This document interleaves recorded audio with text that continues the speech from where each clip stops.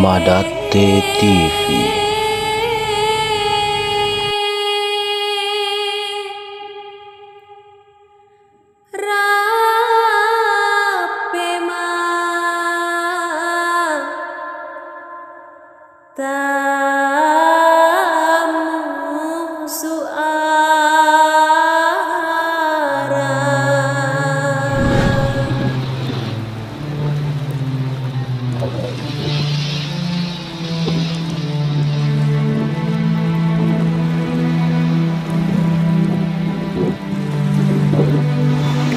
Sapuluh Soko Ada adalah 10 jabatan kehadatan besar di Kerajaan Balanipa Mandar yang dalam menjalankan peran dan fungsinya membentuk perangkat Dewan Lembaga Adat layaknya menteri untuk membantu raja atau marakdia menjalankan roda pemerintahan.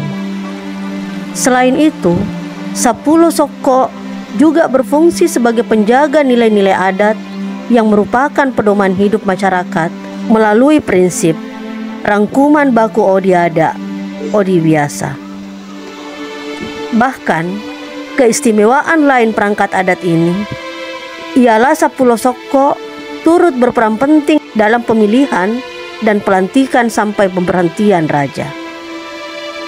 Proses terbentuknya ke-10 jabatan adat 10 Soko masing-masing memiliki latar belakang historis, sekaligus memberi jejak gambaran perihal perjalanan panjang Kerajaan Balanipa terkait komitmen untuk memajukan dan upaya pengembangan Kerajaan Balanipa menjawab tantangan zaman. Disebutkan bahwa beberapa pemangku adat dalam Dewan 10 Soko mulanya adalah penguasa wilayah atau raja yang secara damai berintegrasi demi membesarkan Kerajaan Balanipa. Dari penyatuan beberapa wilayah dari kaum adat inilah Kerajaan Balanipa dibentuk. Atas dasar penguasaan tanah oleh kaum adat tersebut, sehingga hubungan antara kaum adat yang disapa Puang dengan raja atau marakdia yang disapa Daeng dianalogikan sebuah perahu. Kaum adat adalah pemilik perahu, sedangkan raja adalah nahkodanya. Dengan demikian, raja tidak boleh bertindak sendiri, apalagi menyangkut perencanaan dan pelaksanaan pemerintahan kerajaan. Haruslah melalui musyawarah mufakat dengan kaum adat. Peran 10 Soko juga dapat dilihat pada pelantikan raja.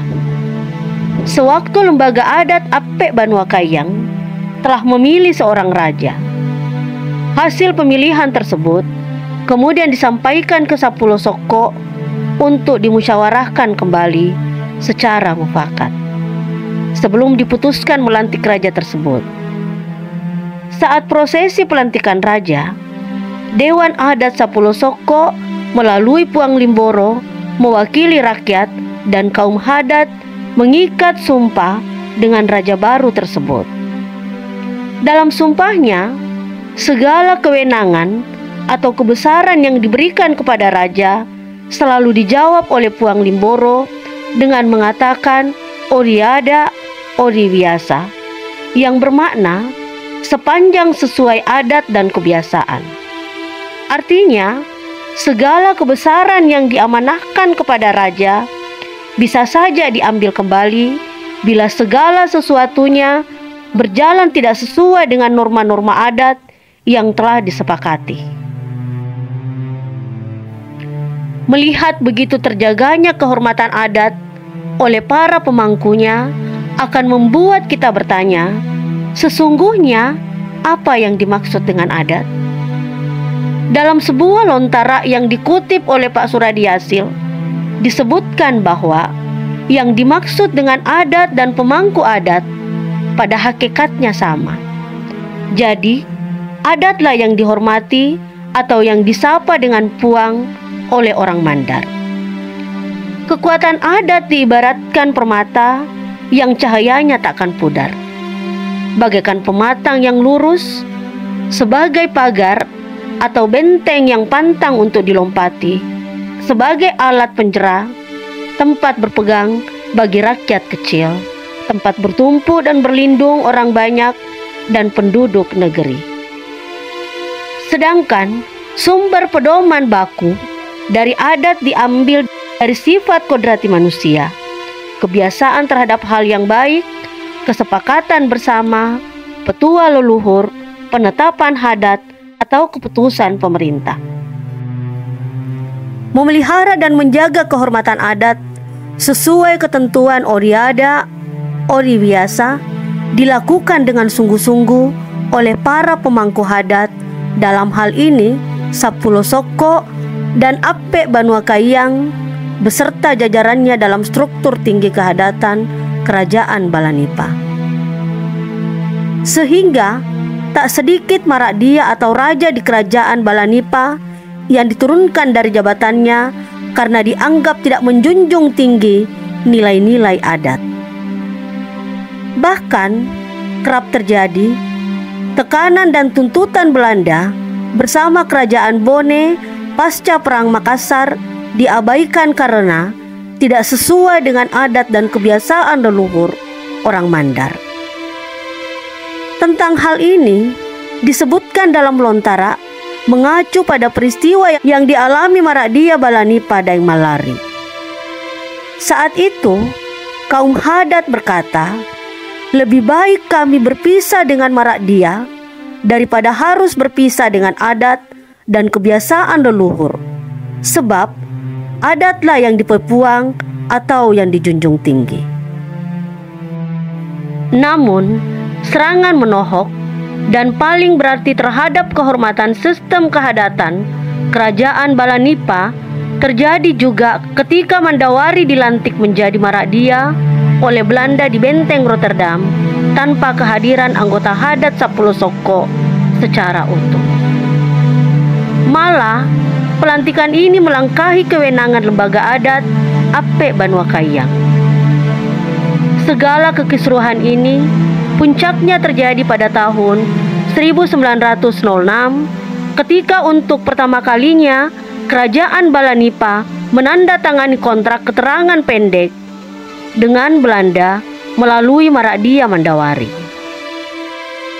Poin penting dari perjanjian ini adalah Kerajaan Balanipa mengaku tunduk kepada Belanda dan wilayah Kerajaan Balanipa dinyatakan sebagai bagian dari Hindia Belanda, serta disetujui tidak akan menjalin hubungan dengan pihak asing tanpa izin Belanda. Musuh Belanda adalah musuhnya, sahabat Belanda adalah sahabatnya.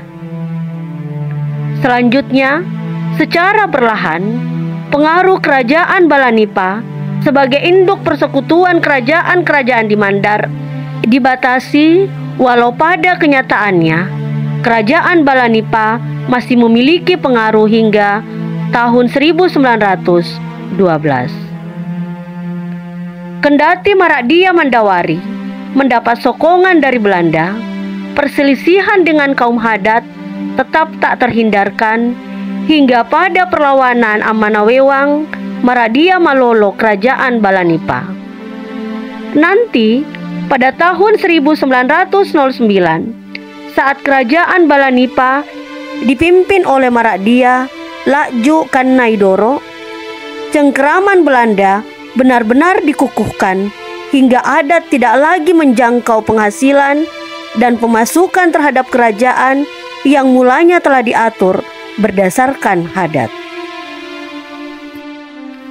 Tidak sampai di situ, intervensi Belanda merecoki kehadatan pada tahun 1906 dilakukan dengan menghapus beberapa jabatan hadat dalam struktur birokrasi Kerajaan Balanipa, antara lain Maradia Malolo beserta jajarannya, Papuangan Koyong, Papuangan Lambe, Papuangan Laka, Papuangan Rui, dan Papuangan Luyo. Sedangkan Pamase Palawuang Putra Ibaso Borowato Kape mempertegas kekisruhan dengan memilih mundur dari jabatannya sebagai Maradia Matoa pada tahun 1907, dan jabatan ini Lowong sampai tahun 1937. Penghapusan beberapa jabatan adat oleh Belanda merupakan upaya sistematis untuk melemahkan kerajaan Balanipa. Adapun wilayah dan kehadatan lain statusnya diubah menjadi distrik dan sebagian menjadi kampung. Saat itu, wilayah Balanipa dibagi menjadi 27 distrik, kemudian tahun 1911 dirampingkan menjadi 11 distrik, dan pada tahun 1937 ditambah 1 distrik, penggabungan separuh wilayah Kerajaan Tapango dan Mapili menjadi Wonomulyo, tempat para migrasi dari Pulau Jawa, dipimpin asisten Widana bernama Raden Suparman.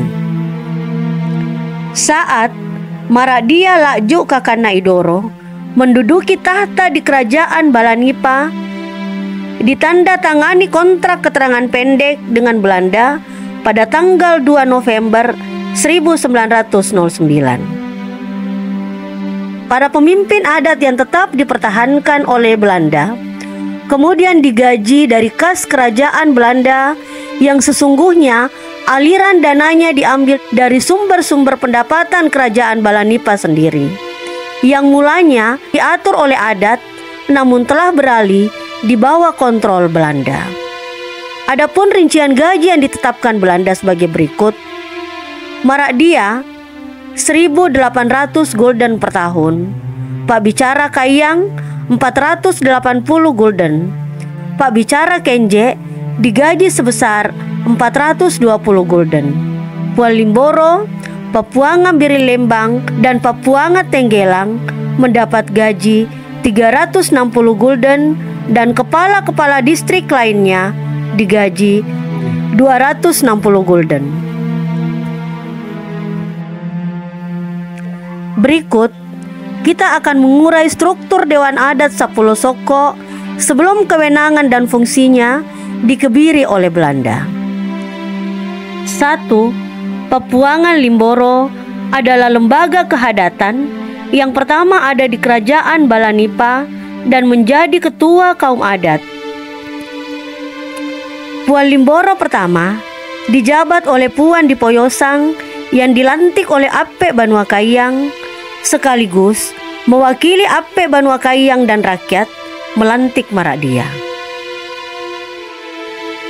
Bertugas sehari-hari dalam urusan pemerintahan di luar istana dan bertanggung jawab pada urusan pemerintahan dalam negeri. Selain itu, Puang Limboro juga yang menerima tamu dari arah utara atau wilayah Ulunasalu sebelum menemui raja. Puan Dipoyosang atau Ipasuk Tau berkerabat dekat dengan Tori Laling, Maradia pertama Balanipa, dan bersama-sama menata dan membangun sistem adat di awal terbentuknya kerajaan Balanipa. 2. Pak Bicara Kenje merupakan kepala urusan istana dan pelaksana administrasi pemerintahan atau sekretaris kerajaan. Pak Bicara Kenje juga menjadi penghubung antara Maradia dengan anggota hadat lainnya dan bertugas menerima tamu dari arah timur seperti tamu dari Binuang dan negeri-negeri Bugis.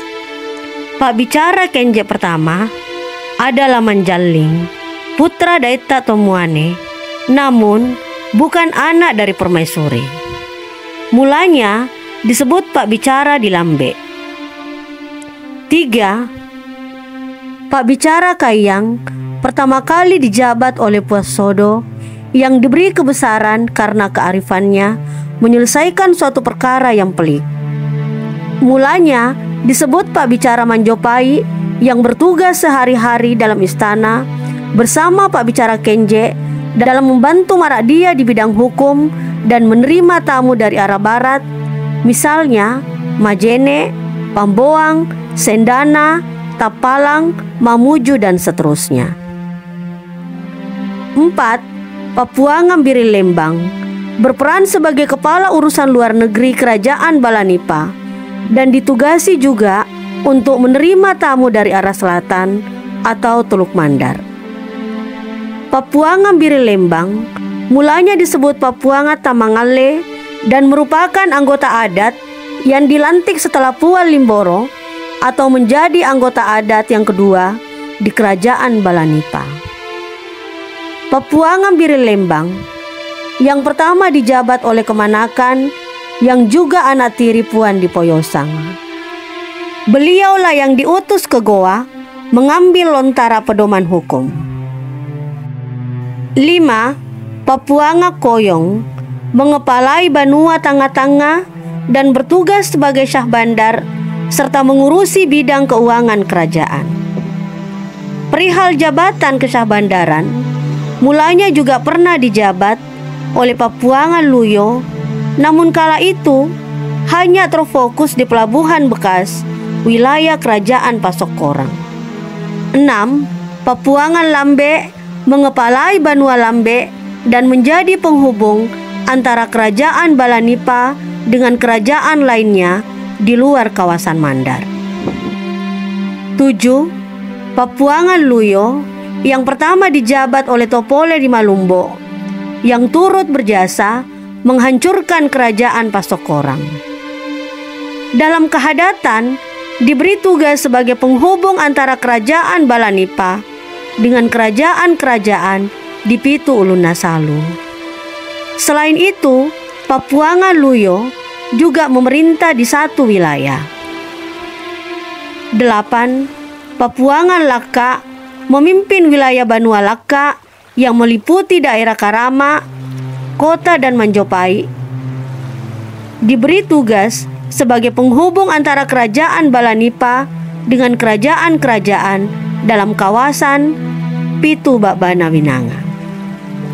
9. Papuanga Tenggelang mulanya dijabat oleh Marakdia Barowaro yang telah berjasa besar membantu menghancurkan kerajaan Pasokorang. Dalam struktur birokrasi kerajaan Balanipa, Puat Tenggelang menangani bidang kehutanan dan pertanian. 10. Papuangan Rui mulanya dijabat oleh seorang pemberani, diberi tugas sebagai pelaksana penyampaian berbagai hal dalam urusan penerangan. Papuangan Rui tidak membawahi atau memimpin suatu wilayah tertentu.